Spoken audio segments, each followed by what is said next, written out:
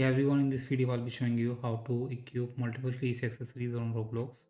First of all, you have to go to in roblox.com on your browser.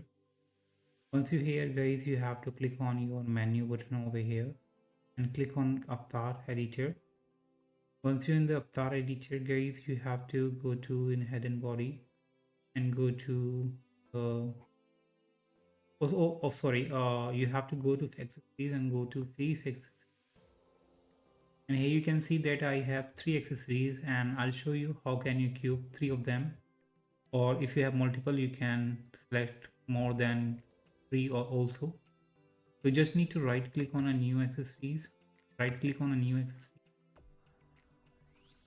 Let me select one and right click on a new accessories, copy the link address, open a new tab and just paste your link address over here and copy the asset ID from the URL.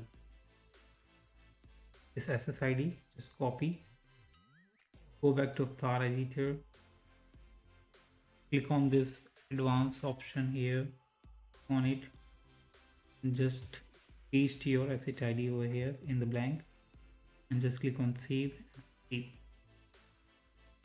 and your both accessories will be saved. Similarly, if you want to select multiple, you can repeat the same steps.